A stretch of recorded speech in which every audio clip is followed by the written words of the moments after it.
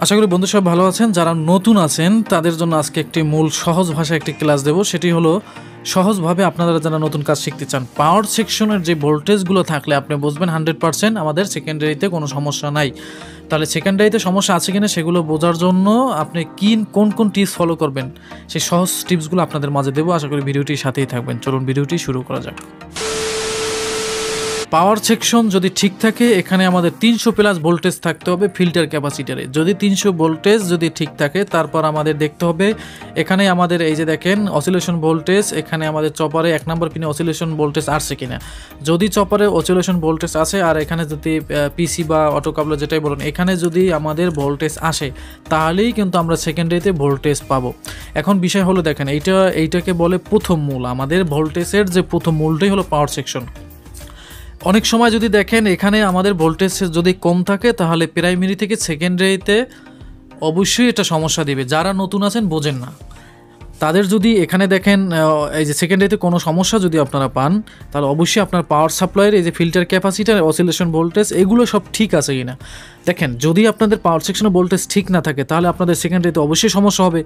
অবশ্যই যদি আপনারা এরকম সেকেন্ডারিতে কোনো সমস্যা পান, পাওয়ার সেকশনের ভোল্টেজটা মেপে নেবেন, কারণ এটা হলো পাওয়ারের মূল পাওয়ার সাপ্লাই হলো এইটা। এখন এইটা যদি ভুল হয় আর এখানে যদি ভোল্টেজ না থাকে তাহলে সব সেকশনে এটা সমস্যা হতে পারে বা অন্য সেকশন কাজ করবে না। অতএব প্রথমে আপনারা নতুন যারা আছেন এই ভোল্টেজগুলো চেক করবেন, ফিল্টার ভোল্টেজ চেক করবেন, অসিলেশন ভোল্টেজ চেক করবেন। পাওয়ারটা যদি ঠিক থাকে তাহলে আপনি এখানে ভোল্টেজ পাবেন সেকেন্ডারিতে। আর যদি পাওয়ার সেকশন যদি ঠিক না থাকে, একটা কেলয় লাগাই দিতে পারেন। যারা একদম না বোঝেন তাহলে কি হবে, কেলয় লাগাই দিলে দেখবেন 110 ভোল্ট আসছে, তাহলে বুঝতে পারবেন পাওয়ার সেকশন সমস্যা। এবার পাওয়ার সেকশন আপনি মেরামত করতে পারেন। তো পাওয়ার সেকশন এখানে অসিলেশন ভোল্টেজ আছে আর এখানে এসটিতে ভোল্টেজ থাকতে হবে, ফিল্টার ক্যাপাসিটির ভোল্টেজ থাকতে হবে, তাহলে আমাদের নির্দিষ্ট সেকেন্ডারিতে কোনো ভোল্টেজ আমরা পাবো। এখন ব্র্যান্ডের টিভি এবং চায়না টিভির মধ্যে আপনারা দুইটা পার্থক্য দেখেন। এখানে মূলত চায়না টিভিতে আমরা 100 থেকে 110 ভোল্ট পেয়ে থাকি, ফ্লাইব্যাকে ইন হয়। আর আমরা ব্র্যান্ডের সার্কিটে দেখে থাকি যে 110 থেকে 50 পর্যন্ত 150 পর্যন্ত ভোল্ট হয়ে থাকে। অনেকে বলেন এত ভোল্ট কেন? চায়নার বেলায় একটু কম থাকবে, ব্র্যান্ডের বেলায় বেশি থাকবে। তো এই গেল একটি। এরপর পাওয়ার সেকশন ঠিক থাকলে এখানে সেকেন্ডারিতে 110 ভোল্ট ঠিক থাকবে। এখানে 2 নম্বর পিনে আমার 25 থেকে 28 ভোল্ট ভার্টিক্যাল থাকবে এবং ব্র্যান্ড একটু বেশি হতে পারে।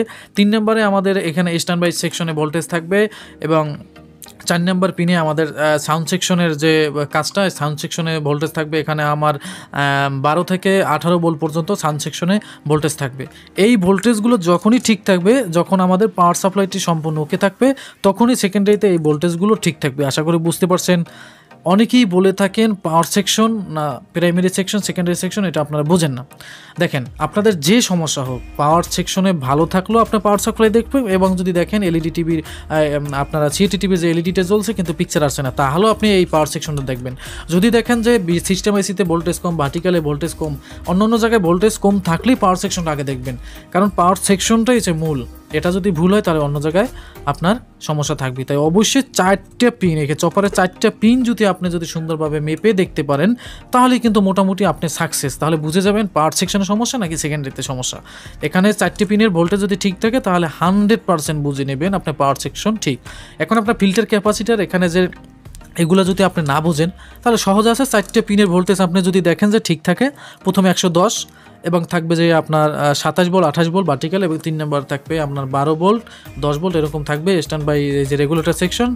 আর একদম 4 নম্বর থাকবে সাউন্ড সেকশনের যে ভোল্টেজ, সেটা হলো যে 18 থেকে আমাদের 12 থেকে 18 ভোল্ট হতে পারে।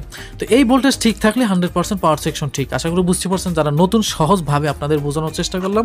ভিডিওটি যদি ভালো লাগে বেশি বেশি শেয়ার করবেন। আর এখনও যারা আমার চ্যানেলটিতে সাবস্ক্রাইব করেন অবশ্যই সাবস্ক্রাইব করে এই ছোট্ট পরিবারটাকে আপনি বড় করে দিবেন। সামনে আরও ভিডিও পাবেন। আমাকে অবশ্যই উৎসাহিত করবেন। উৎসাহিত করলে সামনে আরও বেশি বেশি ভিডিও পাবেন। হাজারো ব্যস্ততার মধ্যে আপনাদের জন্য ভিডিও তৈরি করে থাকি, কমেন্টের উত্তর দিয়ে থাকি। বেশি বেশি কমেন্ট করবেন, ইনশাআল্লাহ আপনাদের কমেন্ট নিয়ে উত্তর দেওয়া হবে। আল্লাহ হাফেজ।